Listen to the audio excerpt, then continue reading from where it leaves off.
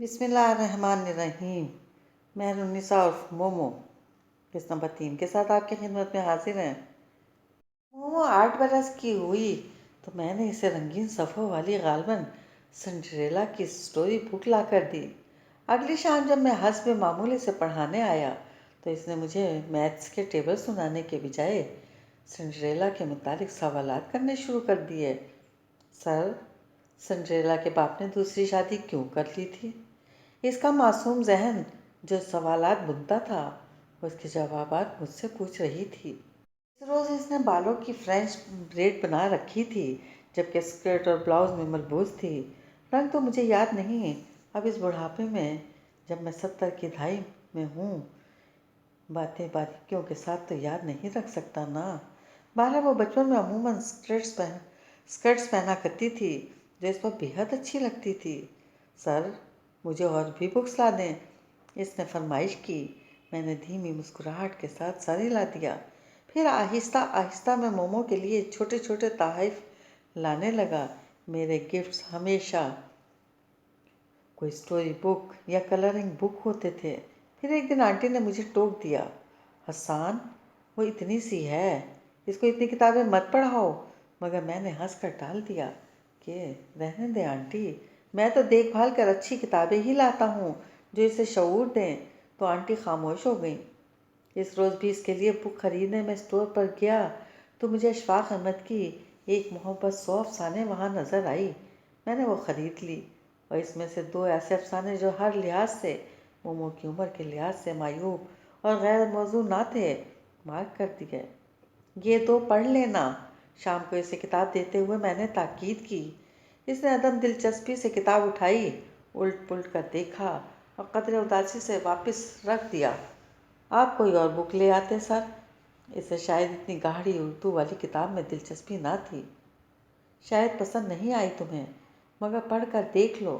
یہ بات نہیں ہے سر، اس نے سر جھٹکا۔ پھر عادتاً میز پر کوہنی رکھتے ہوئے بولی، دراصل میں یہ پڑھ چکی ہوں۔ مجھے حیرت کا شدید جھٹکا لگا۔ تم یہ پڑھ چکی ہو؟ کہاں سے لی؟ پاپا کی لائبریری سے، وہ بڑے فخر سے مسکرائی۔ مومو، تم مجھ سے پوچھ کر بکس پڑھا کرو۔ اس کے لبوں سے مسکراہٹ یکدم معدوم ہو گئی۔ وہ کوہنی میز سے ہٹا کر قدرے مؤدب سی ہو کر بیٹھ گئی۔ جی سر۔ وہ ڈر گئی تھی، اس لیے نرم لہجے میں اس نے کہا، وہ اس لیے کہ تمہیں ان کا بیک گراؤنڈ وغیرہ سمجھا سکوں۔ اس کے چہرے پر مجھے قدرے اطمینان دکھائی دیا۔ میرا خیال تھا اب وہ مجھ پر اعتبار کرنا سیکھ گئی تھی، مگر یہ میری بھول تھی۔ ہاں، یہی تو میں آپ کو بتانا چاہتا ہوں، یہی کہ ہم میں سے کسی کو ایک دوسرے پر اعتبار نہ تھا، مگر ایسے آپ کو میری بات سمجھ نہیں آئے گی۔ مومو میرے سامنے بیٹھی سائنس کا ہوم ورک کر رہی تھی۔ میں اخبار پڑھتے ہوئے گاہے بگاہے اس پر نظر ڈال لیا کرتا تھا۔ یکدم مجھے کچھ یاد آیا۔ مومو، میں نے اخبار طے کر کے میز پر رکھتے ہوئے اسے پکارا۔ وہ جو کاپی پر جھکی ہوئی تھی، ہاتھ روک کر مجھے دیکھنے لگی۔ جی سر۔ تمہارا ٹیسٹ ہو گیا سائنس کا؟ جی سر۔ کتنے مارکس آئے؟ وہ پل بھر کو خاموش رہنے کے بعد بولی، وہ تو ٹیچر نے واپس ہی نہیں کیا۔ میں 31 سال کا مرد اور وہ 9 سال کی بچی، مجھے صاف پتہ چل گیا وہ جھوٹ بول رہی تھی۔ کھڑی ہو جاؤ، ایک دم میں دوست سے ٹیچر بنتے ہوئے درستی سے بولا۔ وہ ہکا بکا کھڑی ہو گئی۔ اپنا بیگ کھول کر مجھے دکھاؤ، میں نے حکم دیا۔ وہ مرے مرے ہاتھوں سے بیگ کھولنے لگی۔ وہ جان بوجھ کر آہستہ آہستہ کھول رہی تھی۔ میں نے بیگ اس سے لے کر کھول دیا۔ سامنے سائنس کا ٹیسٹ پڑا تھا۔ میں نے ایک کاٹ دار نگاہ اس پر ڈال کر ٹیسٹ اٹھایا، پھر نمبر پڑھ کر ٹیسٹ اس کے سامنے پھینکا۔ یہ اس میں 10 میں سے 4 نمبر پڑھ کر مجھے بتاؤ کہ تم نے نیوٹریشن والا سوال کیوں نہیں یاد کیا تھا، اور مجھے یہ بھی بتاؤ کہ تم نے ٹیسٹ چھپایا کیوں۔ اس کی غلطی کر کے چھپا دینے کی عادت مجھے خوب تاؤ دلا رہی تھی۔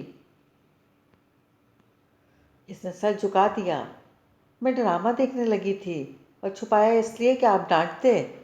میں نے تمہیں 1000 دفعہ سمجھایا ہے کہ غلطی کر کے اس پر پردے مت ڈالا کرو، مگر تم ہو کہ۔ میں غصے میں اٹھا اور میز سے چابی اٹھائی اور تیز تیز قدموں سے باہر نکل گیا۔ مجھے مومو پر شدید غصہ تھا۔ اگلے 2 دن میں اسے پڑھانے نہیں گیا۔ तीसरे रोज़ मुझे एक अजीब सी फिक्रमंदी हुई। मुझे इसको डांटना नहीं बल्कि आराम से समझाना चाहिए था। वो इतनी अकेली है और मैं। इसी शाम मैं हैदर की तरफ चला गया। मोमो हस्बे मामूल स्टडी में नहीं थी। मुझे वो सर घुटनों में दिए सीढ़ियों पर बैठी नजर आई। मैं चंद सीढ़ियाँ चढ़कर इसके साथ जाकर बैठ गया। हेलो छोटी लड़की। इसने चौंक कर सर उठाया। इसकी बुरी आंखों में सुर्खी थी और गालों पर आंसू के निशानात। मुझे एकदम बेचैनी सी हुई। क्या हुआ है मोमो, तुम रो रही हो? इसने नफ़ी में सर हिलाकर आंखें हथेलियों से रगड़ी। बताओ मुझे क्या हुआ है। मैं परेशान सा हो गया। कुछ नहीं। इसने सर एक दफ़ा फिर घुटनों पर रख दिया। मोमो मुझे बताओ क्या हुआ है। क्या मेरी किसी बात पर नाराज़ हो? मैंने इसको शानों से पकड़कर इसका सर ऊंचा किया। नहीं सर। इसके इनकार पर मुझे हैरत हुई क्योंकि मेरा ख्याल था वो मेरे डांटने पर रो रही थी। फिर मैंने जांचती निगाहों से इसे देखा। नीचे लब काटते हुए अपने पाँव को देखने लगी। मोमो मैंने फिर इसे पुकारा। सर जिया ने बहुत बुरा किया है। इसकी आवाज़ थर्राई हुई थी। जिया कौन? क्या कर दिया इसने? मैं बहुत परेशान हो गया। जनरल जिया। और कौन सर? इसकी ने शाक की नज़रों से मुझे देखा।